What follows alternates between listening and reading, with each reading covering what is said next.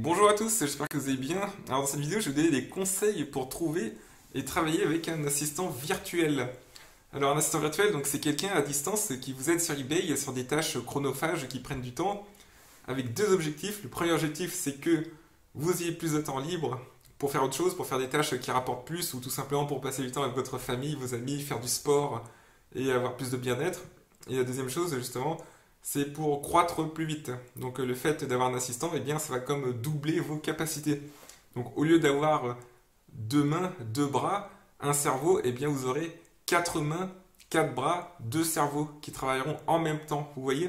Parce qu'il y aura votre cerveau et celui de votre assistant virtuel qui travailleront côte à côte et comme ça va vous permettre eh bien, d'avancer plus vite sur eBay et donc potentiellement d'augmenter vos revenus.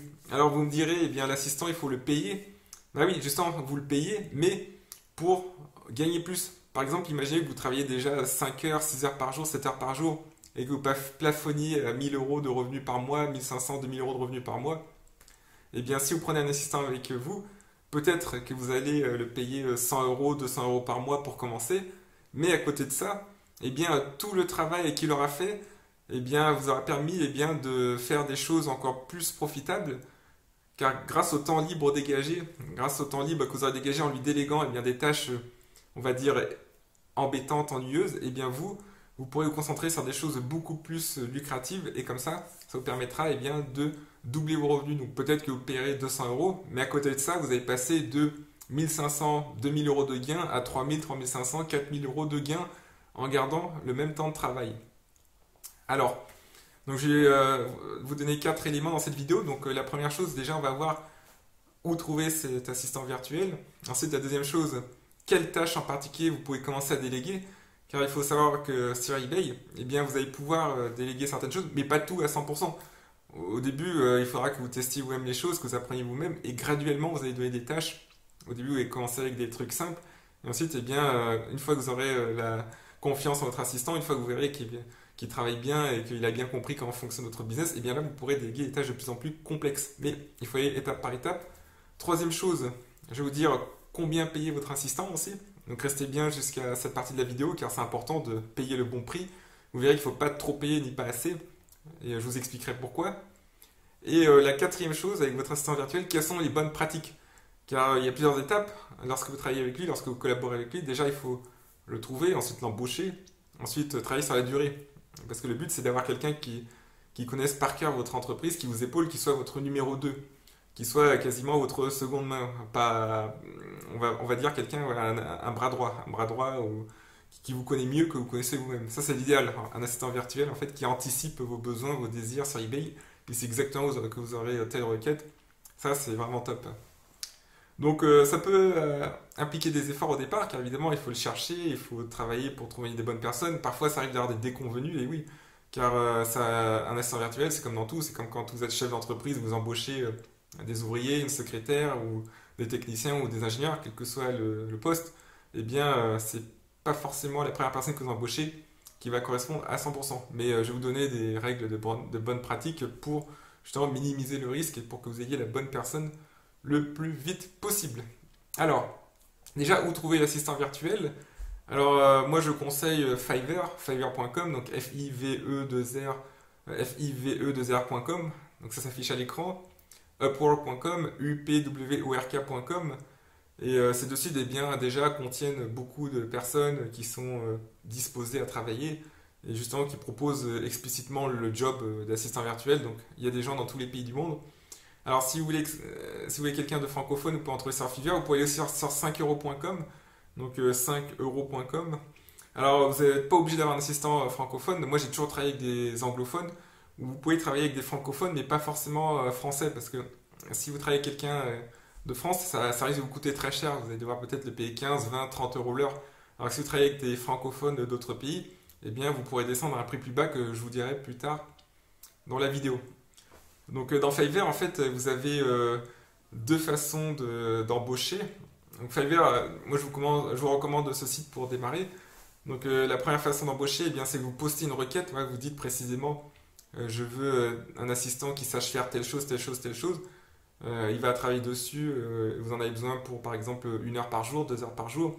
Par exemple, il faut passer des commandes AliExpress, il faut rajouter des produits sur eBay, etc. Et donc des gens vont répondre à votre requête, et ensuite, eh bien, vous pourrez les interviewer et puis les tester.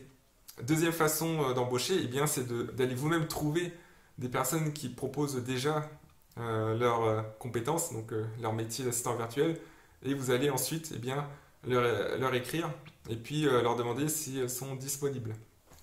Alors, deuxième chose, donc combien les payer? Ah, donc quelle tâche à déléguer? Le prix, je vous dirai après. Alors, quelle tâche à déléguer? Donc sur eBay, ce que vous pouvez commencer déjà, ce sont les commandes AliExpress. Moi, quand j'ai commencé sur eBay, eh bien, je me suis rapidement retrouvé avec 5, 10, 15, 20 commandes par jour. Et à chaque fois, ça prenait beaucoup de temps parce qu'en plus, parfois, je suis un peu tête en l'air et quand je commande sur AliExpress, j'ai besoin d'être concentré et je fais des erreurs, par exemple, sur les adresses, sur les pays. Ça m'est déjà arrivé quelquefois, par exemple, de mettre une adresse francophone. C'était en français, j'ai pas fait attention au pays, mais c'était la Belgique au lieu de la France. Et donc, du coup, j'ai mis France sur AliExpress. Et en fait, l'envoi était vers la Belgique. Il y avait une adresse française, mais avec le pays comme Belgique. Et donc, le colis s'est perdu, car en général, si vous mettez le mauvais pays, le colis AliExpress va se perdre et du coup, eh bien, j'avais été obligé de rembourser l'acheteur, je crois. Et vous voyez, c'est des erreurs d'inattention quand vous faites 15, 20 commandes ou 30 commandes dans la journée et que vous passez manuellement 30 commandes sur AliExpress, eh bien, au bout d'un moment, vous allez faire quelques erreurs d'inattention. Et c'est pour ça qu'il vaut mieux déléguer ça à quelqu'un qui saura mieux faire le boulot que vous. Moi, personnellement, je suis plutôt dans le travail de création, je suis dans le travail d'organisation, de structure. Je vois mon business comme une chose globale. Et après, pour tout ce qui est chronophage, tout ce qui est méticuleux, eh bien, j'embauche des gens pour eh bien, m'aider avec ça. Donc sur AliExpress, donc, vous pouvez déléguer les commandes. Vous pouvez aussi déléguer l'ajout de produits. Vous pouvez dire à votre assistant, voilà, il faut par exemple rajouter tel produit, tel produit, tel produit. Alors s'il est plus fort, s'il connaît bien le e-commerce, vous pouvez lui enseigner des techniques, comment trouver des produits gagnants par exemple. Donc il peut faire des recherches. Donc ça c'est le niveau d'après. Si vous avez bien la maîtrise de comment trouver des produits gagnants, il y a plein de techniques d'ailleurs, il y a des techniques très poussées dont je parle dans mes programmes avancés. Et si vous maîtrisez ces techniques, bien, vous pouvez les enseigner à votre tour à votre assistant ou vos assistants et comme ça ils pourront les trouver pour vous. Donc ça c'est encore une autre tâche que vous pouvez déléguer. Alors troisième chose que vous pouvez déléguer, c'est aussi le service client, répondre aux messages parce que rapidement quand vous commencez à faire du volume, eh bien tous les jours vous allez recevoir plusieurs messages et c'est honnêtement le service client, moi je vous dire une chose, c'est pas forcément le truc le plus agréable parce que c'est toujours la même chose, c'est répétitif. Et puis aussi les clients, en général, quand ils écrivent, c'est qu'ils sont pas très contents, un colis est en retard. Bon évidemment, on essaie de minimiser au maximum les retards de colis ou les produits défectueux, mais dans l'e-commerce, comme partout, il y aura toujours un taux, il y aura toujours 1 ou 2% de commandes qui nécessitent eh bien, une réponse de votre part. Et là, il faut répondre à des clients qui sont souvent un peu énervés, etc.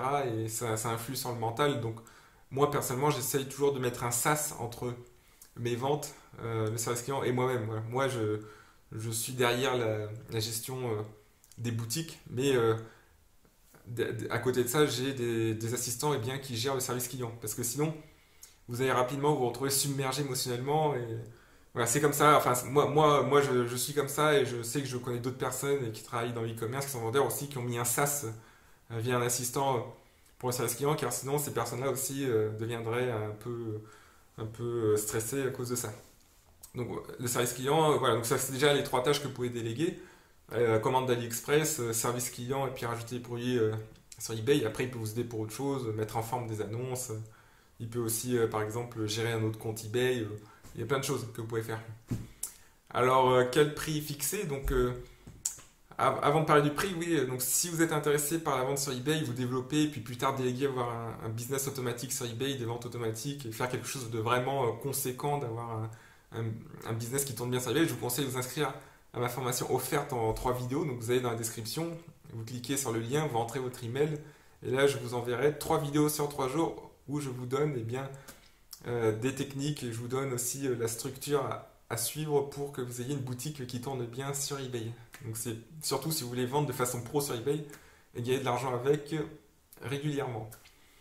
Alors à propos du prix, donc ça oui, faire attention au prix, c'est important. Il ne faut pas mettre un prix trop bas ni un prix trop haut, parce que s'il est trop bas, eh bien, il va mal travailler. Évidemment, personne veut travailler pour $1 par heure. On n'est plus à l'époque de l'esclavage, on n'est plus à l'époque de l'ère industrielle où au 19e siècle, eh bien, en France, dans les usines, les ouvriers travaillaient 12 heures par jour. Et quand ils rentraient chez eux le soir, ils retrouvaient leur lit qui était chaud parce que justement ils avaient un frère ou un fils ou un ami qui habitait dans la même maison, qui partageait le même lit, qui restait très pauvre. Ils partageaient en général le même lit pour deux. Et bien il était encore chaud parce que la personne qui travaillait les 12 heures suivantes, eh bien, venait de se réveiller de ce lit. Donc voilà, on n'est plus à cette époque-là, de l'époque industrielle, dans les usines de 1850, où des pauvres ouvriers étaient payés 1 franc par mois pour se tuer au travail. Non, c'est fini. Donc l'assistant, il faut quand même bien le payer, mais pas trop non plus, parce que si vous le payez trop, moi ça m'est arrivé plein de fois, au début j'étais vraiment trop généreux, je faisais confiance, je payais, je contrôlais pas le temps de travail, et bien après il peut rapidement prendre ses aises, et ensuite vous dire voilà j'ai fait le travail et tout, et vous vérifiez pas forcément, vous envoyez de l'argent, de l'argent, de l'argent, de l'argent, etc. Et au final, le travail n'est pas fait. Et vous vous retrouvez par exemple avec 500 euros qui ont été dépensés, alors que c'est un travail qui aurait pu impliquer qu'un salaire de 50 euros. Voilà, donc il ne faut pas non plus trop payer, il faut augmenter, vous pouvez augmenter au mérite au fur et à mesure si la personne fait du très bon travail, qui est bien impliquée. Vous pouvez augmenter aussi sinon la complexité de la tâche, donc si par exemple il s'agit de trouver des produits gagnants, si votre assistant est très fort pour vous trouver des produits qui potentiellement vous ramèneront des milliers d'euros, et bien là, vous pourrez lui payer par exemple une somme fixe sur le produit. Par exemple, vous pouvez lui donner 50 euros par produit qui a du succès. Donc là, ça va vraiment le motiver. Après, pour les tâches répétitives du quotidien, je pense que 5 dollars, c'est une bonne somme. Voilà, 5 dollars, c'est à peu près au taux de change de 2021, ça fait environ 4,50 € je dirais, de tête. Donc oui, là, vous pouvez payer votre assistant 5 dollars. Donc je pense que c'est un prix qui est très juste. Alors pas pour un assistant en Europe de l'Ouest ou dans un pays cher, mais si vous prenez un assistant par exemple au Maroc ou aux Philippines ou au Pakistan. J'aime beaucoup le Pakistan. J'ai eu des très bonnes expériences. C'est un très bon pays si vous voulez trouver des assistants. Donc prenez le Pakistan. Alors, en Europe de l'Est aussi. En Europe de l'Est, vous aurez des... Ce qui est bien en Europe de l'Est, c'est qu'il y a beaucoup de personnes en fait qui parlent beaucoup, qui parlent bien les langues d'Europe de l'Ouest. Vous pourrez facilement trouver des francophones, des germanophones. Et donc, si vous vendez par exemple sur eBay Allemagne, eBay France, eBay Espagne, eh bien, en Lettonie, en Russie, en Ukraine, eh bien, vous pourrez aussi. Bon, ça, vous n'allez pas forcément les trouver sur Fiverr. Il faut aller sur des sites locaux, mais vous pouvez aussi travailler avec des personnes de ces pays en allant sur des sites locaux. Et franchement, c'est vraiment super. C'est un petit peu de l'aventure parce qu'il faut sortir des sites anglophones, francophones. Faut s'inscrire là-bas, mais vous utilisez une extension Google Traduction et vous vous inscrivez dessus. Et puis vous pourrez trouver des gens vraiment très bien. Ils sont très pros en Europe de l'Est. Très très pros. Hein. Voilà, donc les pays que j'aime bien, moi, là où j'ai travaillé avec des gens vraiment très bien, c'est en Europe de l'Est, en Lettonie et Pakistan. Ouais. Donc Pakistan, vraiment, je recommande aussi. Et donc voilà, à propos du prix, donc 5 dollars, c'est un prix indicatif. Après, c'est à vous de voir. Vous pouvez négocier. Vous pouvez augmenter le prix. Après, ça dépend de votre morale aussi. Peut-être que vous voulez payer plus, vous voulez payer moins. Je sais pas, ça dépend vraiment de vous. Mais l'idée, c'est de payer à juste titre pour que la personne reste motivée, mais que le salaire eh bien, soit juste par rapport au travail fourni. Alors, quatrième chose, les bonnes pratiques aussi avec votre assistant.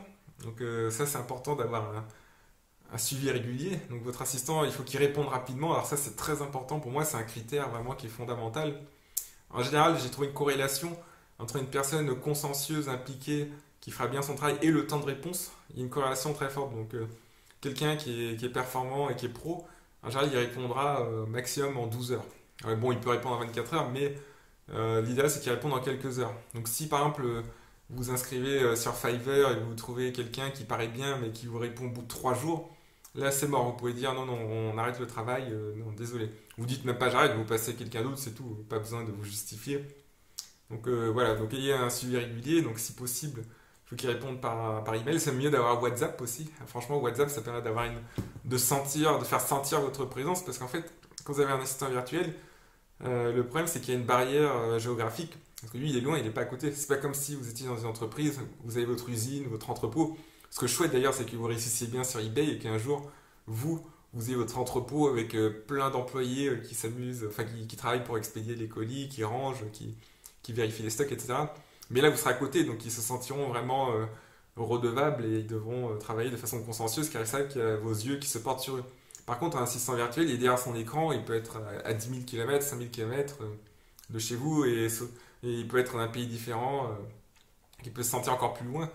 Et c'est pour ça qu'il faut garder un œil sur lui, donc très important. Le tout, c'est pas d'être le NKVD ou la Gestapo, vous n'avez pas fliquer votre assistant, attention, hein, c'est pas ce que je dis, on n'est pas une dictature, mais vous allez simplement le suivre par WhatsApp, vous allez attendre des réponses rapides et vous allez lui poser des questions aussi sur son travail, si ça se passe bien, s'il a besoin de conseils, vous allez l'aider aussi bien sûr.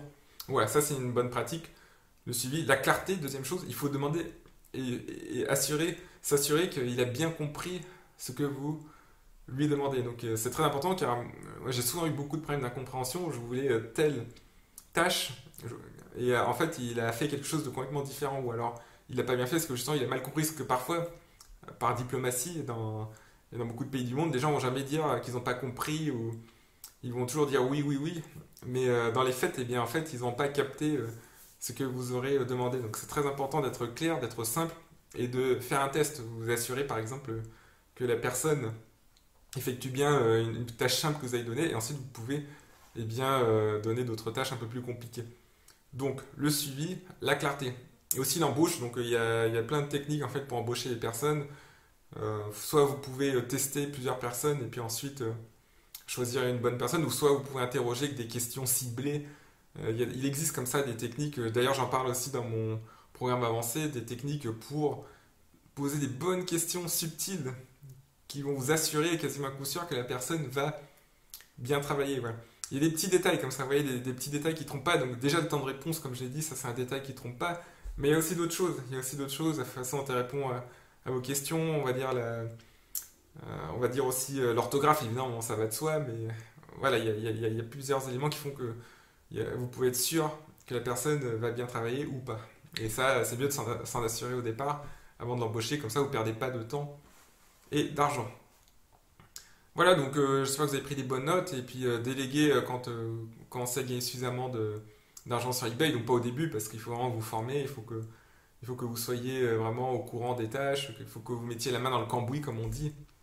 C'est comme un pilote d'avion, donc avant de piloter un Boeing 747, il faut d'abord qu'il apprenne en simulateur. Et bien, là, vous c'est pareil, là vous êtes sur eBay, vous apprenez d'abord comment ça fonctionne et ensuite quand vous serez un expert, eh bien, vous pourrez embaucher quelqu'un. D'ailleurs je vous incite vraiment à vous inscrire à ma formation offerte en 3 vidéos pour prendre une longueur d'avance sur eBay, pour avancer plus vite, pour réussir plus vite et commencer à gagner votre vie sur eBay dans les prochains jours. Donc je vous remercie pour votre écoute et je vous souhaite un bon courage avec la suite de votre projet et on se retrouve dans mes prochaines vidéos. Allez, bonne journée.